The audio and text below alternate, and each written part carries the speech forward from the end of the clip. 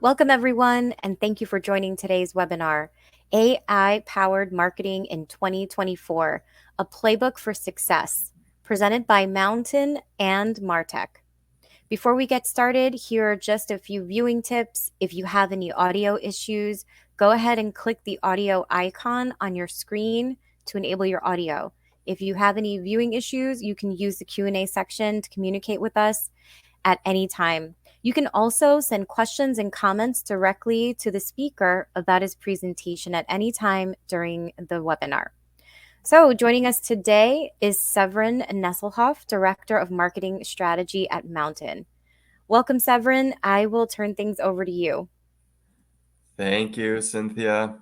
Really glad to be here. Hi, everybody. My name is Severin Nesselhoff. I'm the Director of Marketing Strategy at Mountain. Mountain, we're a connected TV advertising platform. And, briefly about myself. Before joining Mountain, I was at the Boston Consulting Group, BCG, and was in the leadership group there for the growth marketing practice. And just having worked there across a variety of B2B and B2C customers, and specifically in B2B, I'm a true believer of the power of connected TV, CTV, performance TV as a tool to really unlock new audience groups, new prospective customer groups.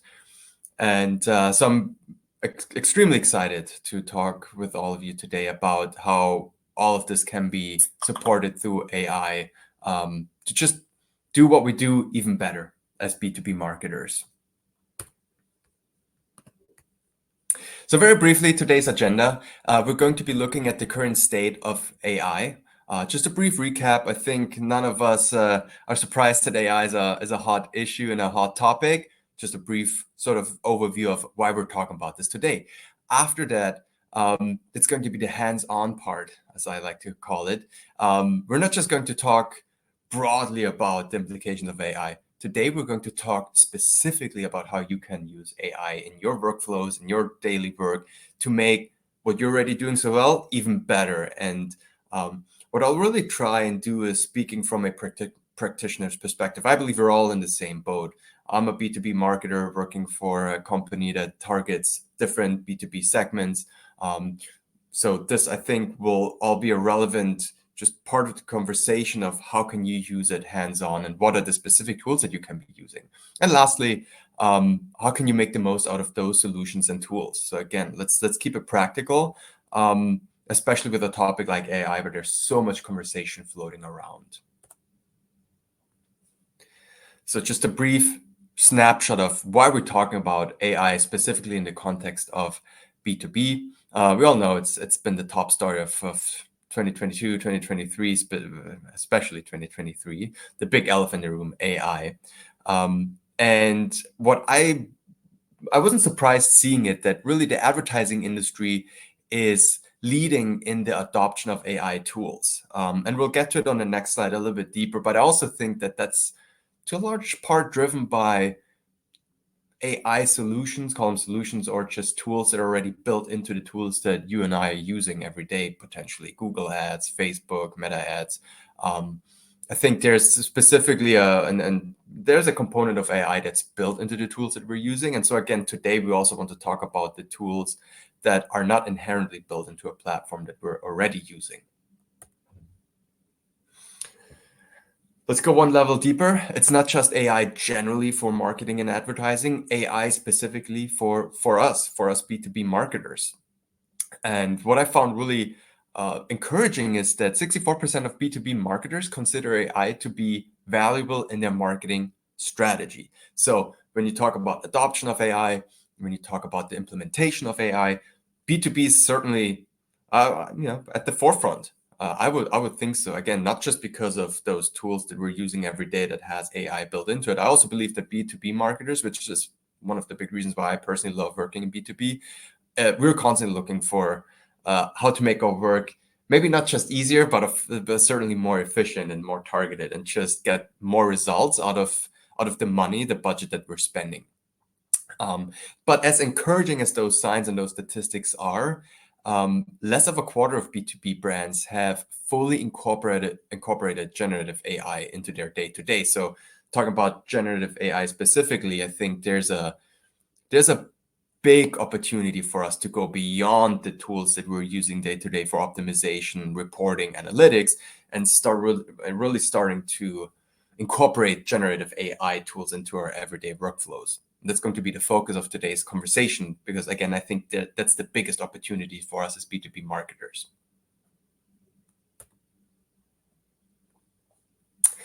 And before I dive into those specific use cases, those specific tools in the Gen AI space that we could be using, I think it's worth noting, even though it should be self-explanatory at this point, but I think it's worth noting that I'm not trying to portray any of those AI tools as either taking away your job or doing the job for you.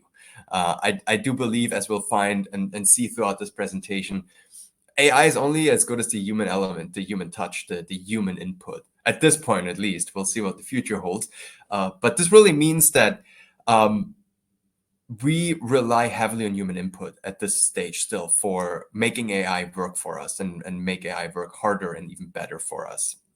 So it's usually about providing a prompt, giving the AI tool directions to fine-tune the output, and then continuously checking, editing, and updating the outputs to ensure that it's, of course, the output is on brand, it's correct, it's factually correct. So again, AI really accelerating what we're able to do, but certainly not replacing what we're doing. And that means we can't get complacent when we start using AI.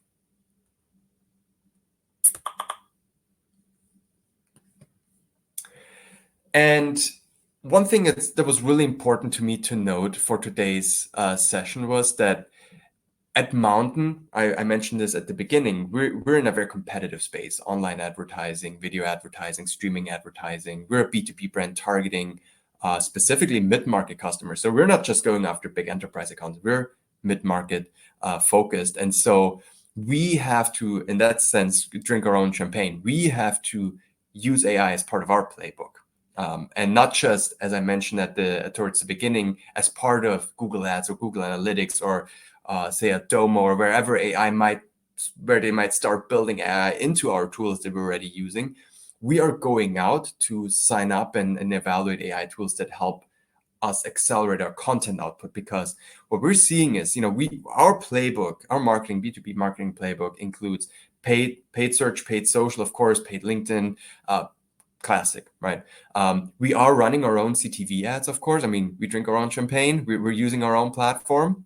But we're using content hubs such as Mountain Research to, and you'll see the stat here, generate a 23% lift in demo conversion rates. When users land on Mountain Research and they click through our main website, that content hub serves as, of course, an organic entry point, great for SEO and just grabbing sort of that organic traffic, but it also helps us accelerate the lead to conversion, lead to sale ratio.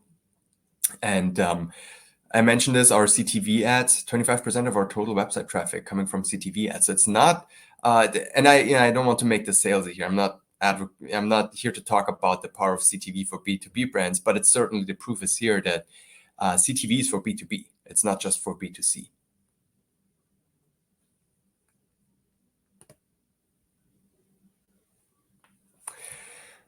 So what are the 4 use cases that we're going to look at today where you can start using and implementing AI if you're not already doing it? Some of them you might already be using, some of them you might not be using. So the 4 areas are concept brainstorming, right? This for content concepts, for your next content series, your next blog post series. It's writing narratives.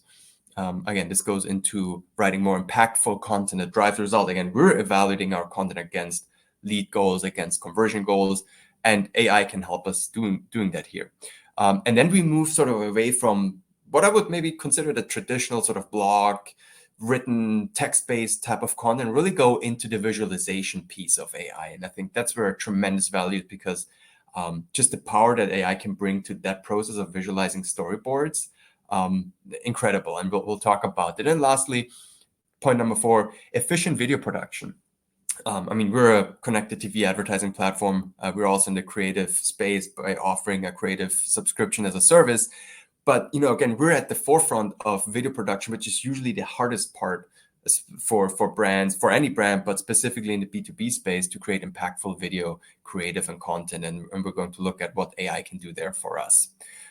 So countless uses for AI. Those are the 4 areas that we're talking about today. And again, this is really to sort of delineate between the analytics part, the ad part, the optimization part of AI that we're all hopefully already using to some extent, and diving into the generative AI, the content, the creative part of using AI. Let's start. It's I'm sure all of us have heard of and experienced it before. Writer's block. We've all been sitting, was it maybe for a college essay or when we had to write blog posts or a report or anything? Sitting in front of that blank page is really intimidating, specifically when it's about topics that we might not be as familiar with. If we're in our B2B context, you're starting to write a blog post series about something that's maybe happening in an industry that you're targeting, but you've never potentially worked in, right? Your product has applications, use cases across industries, and you can't be familiar with everything. You can't speak the language of every industry, every vertical the same way.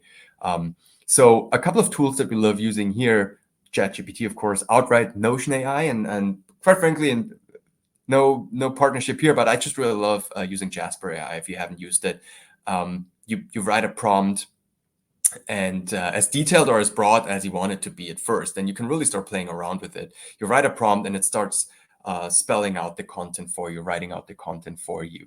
So, and this prompt writing again brings me back to my opening point around AI is not here to replace us. AI is not here to sort of take everything away from us or alleviate of us from any sort of responsibility. We have to be specific in our inputs. That, of course, also requires some research up front, but just to start generating ideas and generating and populating that blank page, that human input of our prompt, having AI write out that piece, a first draft at least, and then taking it from there, refining it, is incredible and saves you. It's just a big time saver. That's what I've experienced.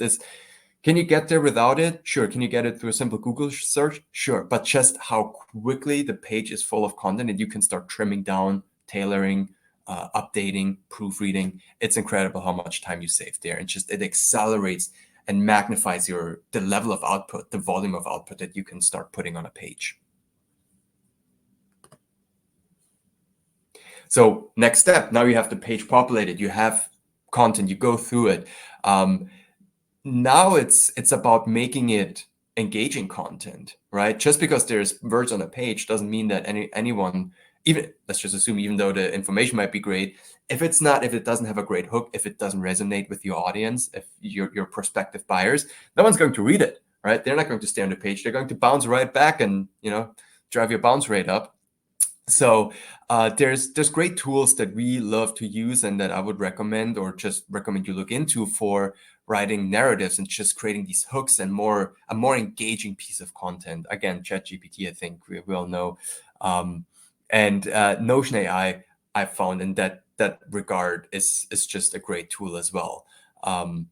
You specifically use it to start bringing your text to life by just constantly refining specific sections of your text by having the prompt focus on that, right? And you make sure that human input again is supporting the creative process. But we again have to proofread, we have to go through it, we have to make sure it's readable from a human perspective, it's interesting, relevant.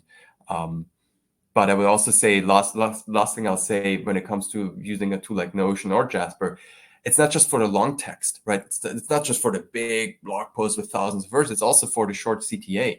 I've used Jasper in the past where it had it spit out CTAs based on the target audience and the goals. I would spell out, hey, I'm trying to create a hook for this audience with this sort of call to action. What is a succinct call CTA on the button in the last paragraph? How can I bring this all together? Which then also works beautifully for porting that over, for instance, in your social channels. Once you start writing these shorter hooks, these shorter CTAs, you can start porting them into your LinkedIn posts. You can really start just syndicating them out into your other content channels. So this is not just for the long form content, for the big pieces. It's really also just to help accelerating your brainstorming, your output in the smaller CTA, the shorter to the point communication.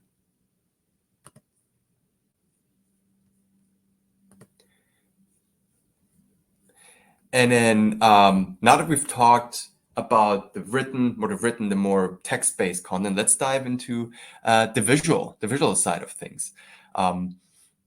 One thing that we have a not just because we're a CTV company, or we're online advertising, we're highly visual, we're video at our core.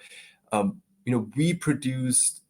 just made it a habit to produce a lot of video content, because again, it's more engaging than just text-based, especially across our socials, on our website. And just speaking out of personal experience, the hardest part was coming up with concepts, because I think it's the easy way is to simply have a camera, person standing in front of it, do a quick interview, which is great. I mean, we still do that a lot as well. But what if you want to start elevating that into more engaging video content? That usually starts with a storyboard, and I've never storyboarded in my life. You're lucky if you have a video person that can do that for you. But if you don't have a video person doing that for you, the tools that I would recommend you look into is DALL-E, it's Stable Diffusion, and Midjourney. Those are some of, I think, Midjourney specifically. It just, again, it's all about accelerating work that you might have otherwise either have to hire someone or have to spend hours and hours on it to refine it. Just like with the creative writing, the creative brainstorming concepts, it's a great startup point. It's not going to give you the perfect storyboard right out of the gate, but it really enables you to create that visual representation of your script. Once you have a rough script outline of, you really enter, what is it that I want to visualize? What is it that I want to get across, the points that I want to make? And then it generates images that give you inspiration in terms of how could you bring your storyline, your messaging into a video format. And then you take it from there, you rearrange it, you drop frames, you might expand on it, and you keep using your input to refine that storyboard output. And this tool specifically, these storyboarding tools specifically, I think, while something like a Jasper, I think, is really great to just accelerate and amplify output, this also is about huge time savings and quite frankly also budget savings, and not having to have a full-time resource or a part-time resource and agency having to storyboard from scratch, which sometimes takes days of back and forth and back and forth.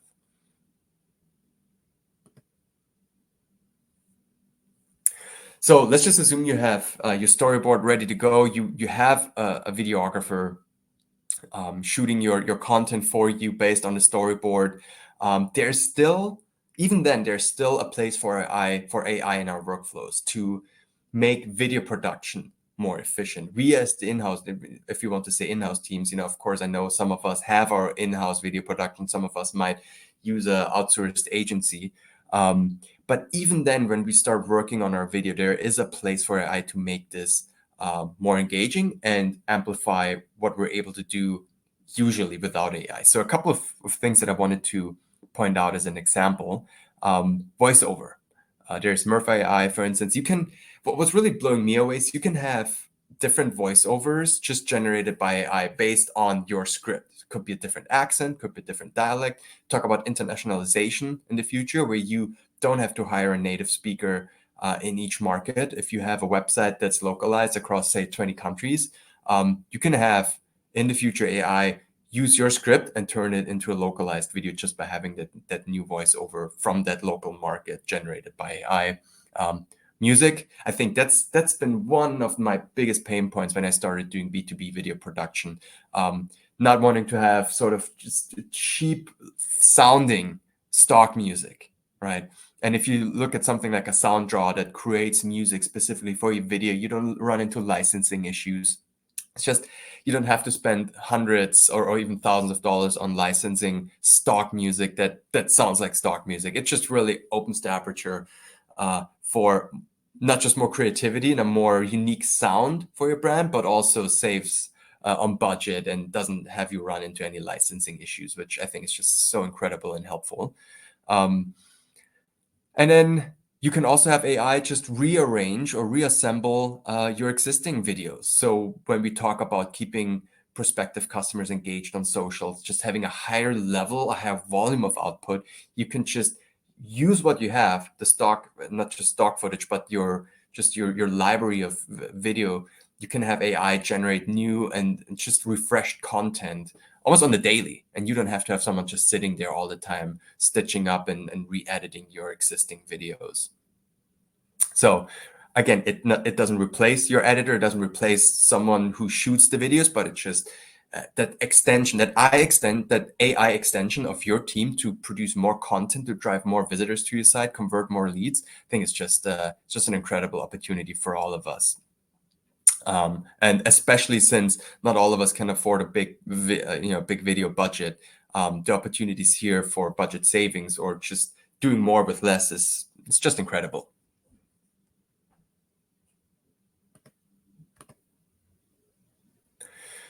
And I know I'm now talking about Mountain because we do have a solution that's going to be built into our video editor, into our video advertising suite of products. And quite frankly, I didn't want to talk about this today through the backdoor, basically do product placement. I did want to talk about it though in the context of how we thought about AI, so we can enable our customers to do more with less, right? Because ultimately, we all know that our demand gen performance requires us not just to have the right targeting, having impactful analytics. If you think about what's really driving optimizations across our ad channels, especially, of course, the paid channels, it's not just your targeting, it's also your creative refresh. How many versions of an ad can you run? How many ads can you test? How often, how frequently can you refresh your creative? To what extent can you break out your creative to target different sub segments of your audience, right? By vertical, by job title. You might use different video imagery by job title or by vertical if you ever go that far into having tailored messaging, one-on-one messaging through your ad channels. And that's why we, started to incorporate AI into our video suite so our customers can just really create more targeted creative more frequently based on the audiences that they're targeting. So that's called Mountain Viva. And then, it goes all the way to being able to edit those videos on your phone, having AI tailor them based on the audiences that you're targeting. Since we see that in our platform, what you're targeting, we arrange and edit the videos accordingly and recommend optimizations. And that's all AI driven. So again, not to really tout our own horn, but just to show how AI in that context isn't just too creative. So now we're coming full circle. It's not just amplifying your creativity. That amplified creativity, in fact, and accelerates and optimizes your ad spend, your budgets, your just paid approach.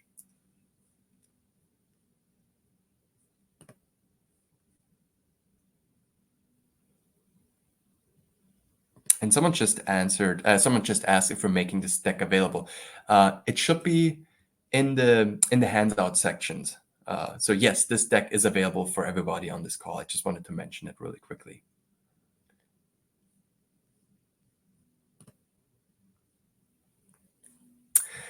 So I wanted to close and bring it all together again with, I would say it's a call to action for all of us. It is not, AI is not here to take our jobs. I think none of us maybe are that afraid about that potentially over the next couple of years anyway, seeing sort of the state of AI.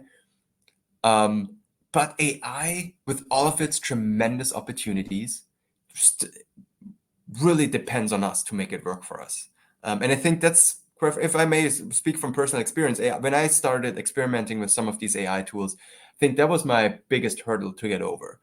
It wasn't that I expected it wasn't that I expected AI to do everything for me, but I needed to get into a rhythm of to learn how I could use AI for my purposes, learning how to write those prompts, which is not difficult, but I believe that the better you get at writing this succinct prompts or targeted prompts makes your AI work harder for you. It's basically just almost managing a team, right? The more specific you can be about, or a vendor or a agency partner, the more specific you are with them of what you're expecting, the better the output will be. It's the same with AI, and that takes some practice. Quite frankly, at least for me, it took some practice to get the prompt writing right, to also not try and sign up with too many AI tools. I mean, we gave you a list of AI tools in this presentation to check out.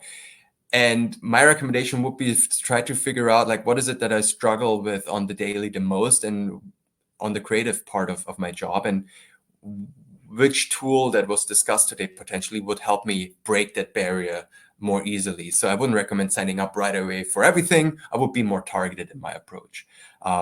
So, use it as a tool to alleviate stressor. So we put it in there because that's what it's there for. Look at what's stressing you, use it to break through that sort of barrier, and see yourself accelerate your output by a margin, by a wide margin. That's my personal advice, quite frankly.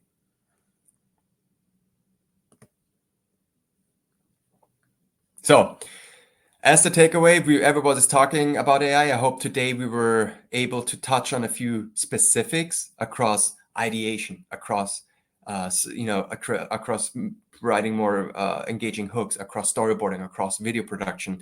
So going from the broad AI is here to stay, it's amazing, to here's how it could specifically and can specifically help you in your day-to-day, and here's some specific tools. I think the potential across brainstorming, broad to very focused optimization of creative, very narrow based on target audience, just depends on you to figure out which tool is most helpful to you and how you can incorporate it into your workflows. And again, that's trial and error, quite frankly. I would just sign up with one or two, just test it out and see how it fits into your workflow. And keep exploring. I mean, there's basically, I think, almost every week there's a new AI tool. Can be quite overwhelming. But at the same time, I mean, I find it thrilling because ultimately these are all tools built to help us do our jobs better with hopefully less money, or get more out of our budget. Let me put it that way. And so, yes, while it's sometimes, to me at least, overwhelming of how many options are out there, it also, having options is great to just do what we do even better. All right. That's all I had really for today. So Cynthia, I don't know if we had any more questions come through, but I'll stick around now for the remainder of the session. Yes, please stick around, Severin. We do have a couple of questions that have come in. The first one I'd like to ask is from Sarah. Would you suggest a different approach when it comes to sports marketing? I know this is industry specific, being customer and fan focused in tandem with brand awareness. That's a great question. Let me break that out. So by industries, we're talking about sports and we're talking about fans, and we're talking about brand awareness here. So two parts to my answer. Sports is a tough one, quite frankly. I think let's go back to the tools that we've discussed and what I mentioned about not every tool is right for everybody at every step of the way. So when we look at sports, fans, very emotional. Not sure that, quite frankly, I would recommend right away a sort of a writing tool that writes content for me, unless it just really helps me to dig into, say, a league that I haven't covered before or a sort of sport that I'm not too familiar with, to just help me generate number one, ideas, but also facts that I might want to implement. I would walk that tight line between, having that output gen AI created, but then making sure that the true passionate sports fan still feels reflected there. So that passion just needs to be reflected in there. So I think, yes, to accelerate research about maybe a sport you're not too familiar with or some sort of fan community, but very careful in terms of what I mentioned with the human element, that it still resonates with those diehard fans. But then when it comes to storyboarding, when it comes to these type of tools, definitely, right? I mean, anything in the background before you start producing your video, is it sport? Is it any other industry? I would say resounding yes. And then last thing I'll say, also, again, amplifying your output. So if you, say, have footage from a sporting event, from a fan event, whatever it might be, again, having an AI tool that can stitch together new videos that are maybe not your highlight reel, right? But maybe that's more on your daily releases on your socials. So I would see on that continuum between like the big brand awareness pieces that really require your highly polished, not just production, but also editing, because it is your centerpiece of your campaign. AI, again, it would help with the storyboarding, but I would then see AI more as a use case for breaking it out into more over a longer period of time to keep that engagement going for these less sort of high level pieces and then more on the daily video edits that can be accelerated there. All right. Thanks, Severin. Our next question from Nicole. Can you list the AI options for video and sound that were listed on the slide? If I can list, sure, and then we're sharing this deck, right? So they're all included in the deck, and so I'm just That's right. going back to the um, to the slide here. Again, I'm a big fan of SoundDraw, quite frankly, because of the music. That's just been my biggest pain point in the past, music, with all the licensing issues and the stock music that can sound sometimes dated. By the way, I'm not hating on stock music. I've used it very successfully, I believe, in the past. There's great stock music out there. It's just sometimes can sound and feel a little bit more of the same.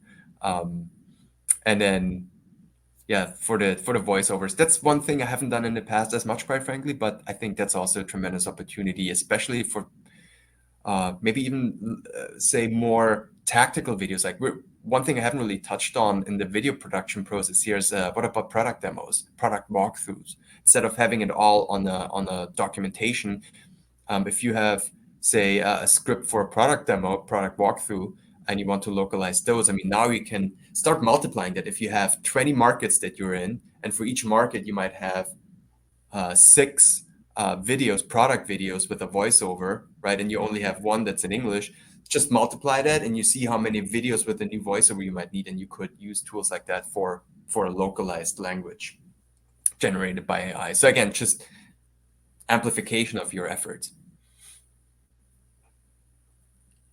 Next question. Thanks, Severin. Can these AI tools be used to improve demand generation performance on other channels? Yeah, I think that's a great question, because I touched on this briefly, where if we sort of break out what is what are demand generation channels and what drives performance in those channels, right? Let's stick with the classics. Since you have your Google ads, you have your Facebook, your Meta ads, your LinkedIn ads, Instagram I place under Meta. You know, if we break out the drivers of performance for those ad channels, it's your targeting, it's your budget, and it's your creative, right? And creative is, I would apart from targeting, I would say is the biggest driver. And so being able to produce more tailored creative based on the audience that you're trying to reach through AI, be it the caption that you have AI help you with the hook for the caption for an industry that you're not super familiar with, or having more video. Again, we all know it's all about video. So having more video assets available that are being generated by AI based in your existing video library, and you can start targeting based on vertical or job title. So now you have more to choose from when it comes to your creative, that you can refresh more frequently and more tailored based on your ad groups and your targeting, campaign targeting. There you go. That elevates your performance, boosts your performance across your paid channels. And this was, quote unquote, now simply by boosting your creative output. So yes, definitely a big application here, talking about Gen AI in the performance marketing context. Thanks, Severin. Really good question from Savannah. Are there things B2B marketers can do to stay top of mind in Q4? Ooh, I think we all know that Q4 is just difficult because. So let me recap what I believe this question aims at, is because at Q4 we know everyone's planning for the next year. Everyone's telling us when we approach them for, hey, let's hop on a demo, or sort of a product intro. They're like, oh yeah, talk to me next year, because I'm just getting my budget figured out, and all of those. I don't know if those are excuses or legitimate reasons. But to that point, I mean, then how do you, if you get that sort of response, how can you still break through? So we can't force it. We can't force a conversation. We can't force a sales call, an SDR call, whatever it might be. What we can do is we can stay top of mind, right? And what that requires is, for instance, at Mountain, we have something that's called Mountain Alerts, seasonal alerts. So people can opt into receiving seasonal alerts about, hey, spring is approaching, and here's 5 best practices for your ad campaign in spring when it comes to targeting, creative.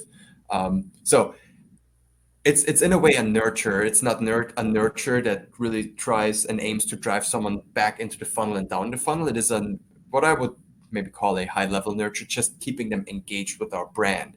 And in order to keep them engaged, we need to be relevant, helpful. And how do you do that? You have to have content.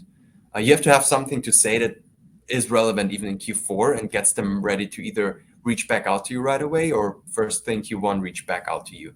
And I think that's when you think it back through the lens of AI.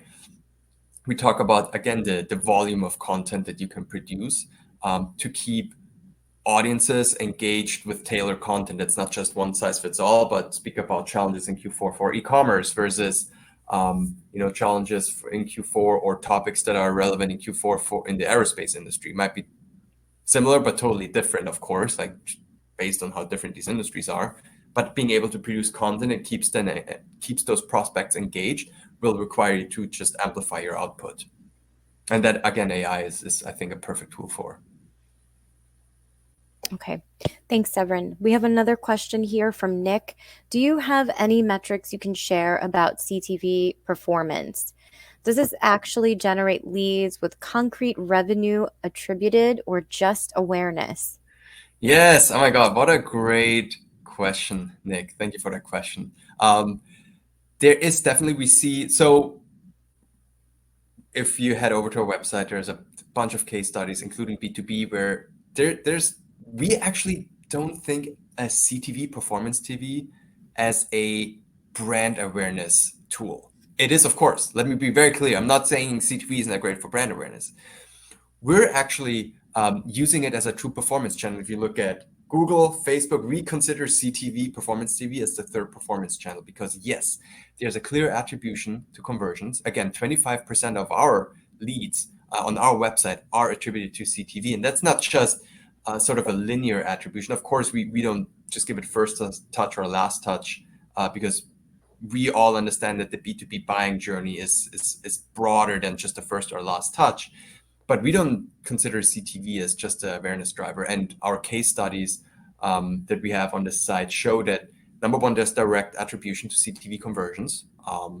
And there's also an observable halo effect. There's a lift in your other, especially your paid channels, of course, Facebook, Meta, and Google. We see in conversion rates increasing, cost per lead go down once you activate CTV as part of your overall mix. So yes to both. Yes to direct conversions on the site that we're seeing, and yes to a halo effect, an incrementality lift that we see across all of those other channels that you're running once CTV is activated. All right, Severin, thank you. Our next question is from Martha. What do you look for when evaluating a new AI tool? Yeah, that's, I think we could have a whole separate session on sort of evaluating AI tools, not because it's, sometimes I believe it's so hard because it's so easy. And what I mean by that is most AI tools may make it incredibly easy for you to sign up, get your hands on them.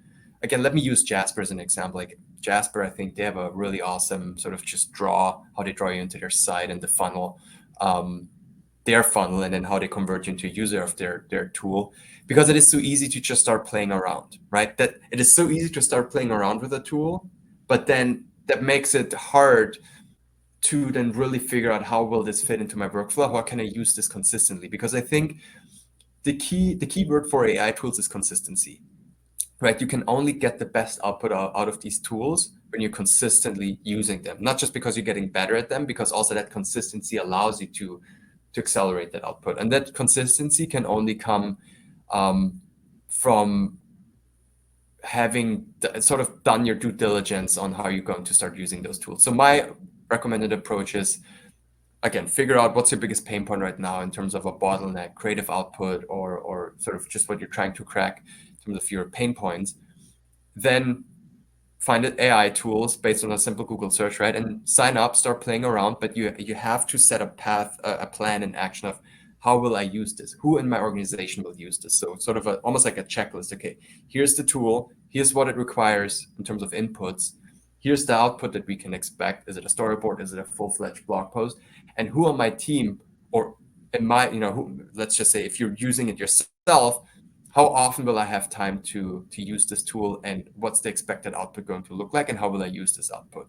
So just think through those. Or when you have a team, if you're managing a team or having team members that you say, hey, I know you're writing content, I found this amazing AI tool, evaluate how will it change their day-to-day, because that's key. If you can't incorporate it into your day-to-day, it's not going to stick. Making it stick, again, that consistency is key. So just thinking it through from the beginning as you're playing around with it, how will I use it? How often can I use it? What's the output going to look like? How will I use the output? Um, and yeah, will it stick? What are potentially the hurdles to making it stick? Okay, thank you, Severin. Next question. What's the best way to keep up with all of the advancements in this space? Yeah, I would say generally there's I'm just a big believer, quite frankly, in sort of just overall performance marketing newsletters because I think they do a lot of the digging for you. Um, I'm actually speaking of personal experience here. I'm not subscribed to any AI focused newsletters. Quite frankly, I use newsletters like a Grow.co.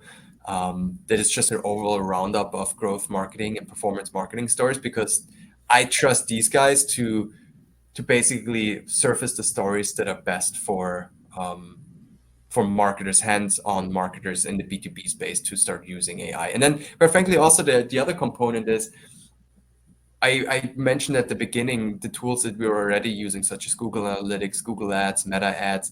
I, you know, those are the few companies that I would actually consider following sort of on their socials, or if they have a dedicated social for their AI initiatives, because again, these are bread and butter tools, and knowing when they roll out new AI features should be when we take notice and start evaluating those, at least on the performance and analytics side. All right. Thank you, Severin. Next question from Evelyn. How do you think AI will change the ad industry in the next year? Next year, that's an interesting question. I don't know if it's because if you look back at everything I've said so far in terms of it's mostly about making your workflows faster, amplifying your output. So I'm not quite sure that you'll see like this noticeable impact right away. And because you could also now, is that question from the consumer's perspective or for us as a user, as an advertiser? And I think the next year, what we'll just see is just a flurry of tools within our existing platforms that I keep referencing, right? I mean, Google and Facebook and LinkedIn, they will just keep adding AI. And just like we at Mountain start introducing AI tools into our video editing suite, into our creative as a subscription suite. So you'll find those companies making very careful planned moves and keeping you basically locked into their ecosystem. Because if you look at all the things that we just talked about in terms of um, the voiceover, for instance, for a video or storyboarding. I believe, there's no reason why these platforms can't go out and acquire some of these companies and start incorporating that into their tools to keep you spending, keep you targeting more and more audiences on their platforms. And I think there's nothing wrong with that. That's, in fact, right now, maybe some of that challenge that we're all facing when it comes to AI is that we have to sort of piecemeal together our solutions, our workflows, which again, that's just the name of the game. That's our jobs. That's what that's what we're here for. But I also believe that we'll see a much more consolidated, a bit of a consolidation, at least on the tools, on the platform side of how they start incorporating AI tools to help their overall product offering, their core products like ads to help you just be more efficient. All right. Thanks, Severin. I think we have time for one more question. Can these AI tools be used to improve demand generation performance on other channels? Yeah, I think as I mentioned earlier, it's like demand generation as a whole. I touched on the paid channels. Let's actually look at another demand generation. I know email is, lead engagement, lead nurture, but let's say SDR outreach. I mean, if you start talking about wanting to have targeted outreach by a SDR based on persona, based on vertical, based on industry, based on maybe other lead grading criteria, like say they're sort of a characteristic that's specific to an industry, like how much they spend on a certain product every year, and you can get that from a database. You can incorporate all these data points to write tailored, you know, SDR outreach emails that you run through, say, a tool like Groove, right? And you all of a sudden you go from a one size fits all to almost like a one-to-one tailored communication in your demand generation, in your SDR outreach in that scenario, which will certainly boost your conversion rates, your lead to conversion rate. And again, you couldn't, of course, you could hire almost like a team of writers to churn out hundreds of variations of a certain email template or a nurture template. Now AI, I believe that if we start doing it right and we keep using AI and we start, practicing being consistent, we can start having this output used for this one-to-one communication based on AI generated content as one person, for instance, or as a two-person B2B team or a two-person digital team. All right, Severin, thank you. That's all the time that we have today. If we didn't get to your question, we will be sure to pass it along to Mountain. On behalf of Martech, I want to thank you, Severin, again for this engaging presentation and everyone in our audience for attending today's webinar. We hope you join us again soon. Take care, everyone.